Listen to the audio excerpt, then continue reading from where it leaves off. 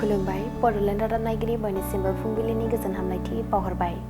दिनै 4 एप्रिल 2025 इं मायथाइनि सानसेनि फानजामुथियाव थानाय राशिफोरखौ फरायथिनो लाबाय।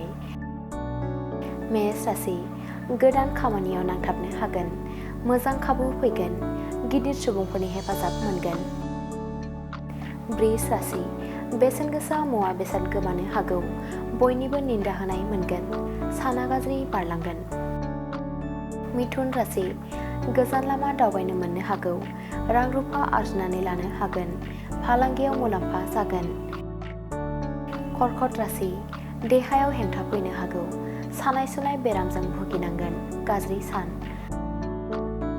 सिंह राशि रां रुफा आरजिनानै लानो हागोन, समाजाव मोजां मुं मोनफुंनो हागोन, नखराव रंजाखांनायनि सम फैगोन।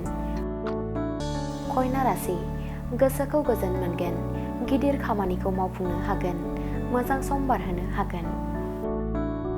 तुला राशि गोसोखौ हमथानानै थानो हानांगोन, मोजां मोनलायनायाव गावस्रानाय फैनो हागौ, जेंना नुजाथिनो हागौ। वृश्चिक राशि गावनि आंगो मानसिया आनज्रायलांनो हागौ, देहाखौ लोरबां मोनगोन, जानो लोंनो खहाबै जागोन। धनु राशि जिउआव गोजोन मोनगोन, गावनि आंगोजों मोजां सम बारहोनो हागोन, साना गोजोनै बारलांगोन।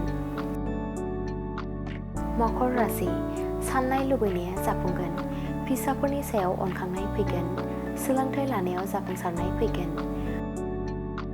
कुम्भ राशि गिदिर जाब्रबथाय जानो हागौ, गोजान लामा दावबायनायनिफ्राय गोजानाव थानाया गाहाम, सांग्रां थानांगोन।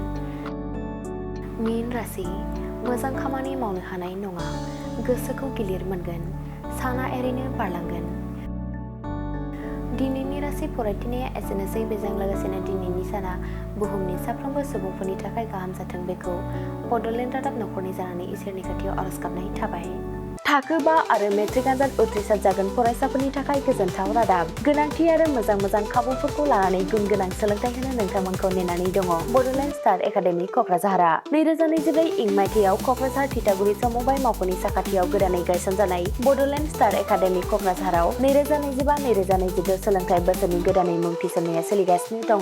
बड'लेण्ड स्टार एकाडेमियाव 6 थाखोनिफ्राय 9 थाखोसिमनि फरायसाफोरा बर' बिजोङाव आरो 11 थाखोनिफ्राय 12 थाखोसिमनि फरायसाफोरा बर' बिजों आरो इंराजि बिजोङाव मुं थिसननो हागोन। बेनि थाखाय आरज बिलाइ आरो फान्डुलिपि बिलाइगासिनो दङ। 11 थाखोनिफ्राय 12 थाखोसिमनि फरायसाफोरनि थाखाय आखा-फाखा आरो रोंगौथि गोनां फोरोंगिरिफोरखौ लानानै साइन्स, कमार्स एन्ड आर्टस मोनथाम स्ट्रिमनि सायाव फरायसाफोरखौ गुन गोनां सोलोंथाइ होनानै बायदि बिथिंजों सोरगिदिं जौगाखांनाय लाबोनो साखाफारा क'क्राझारनि थिथागुरियाव थानाय बड'लेण्ड स्टार एकाडेमिया।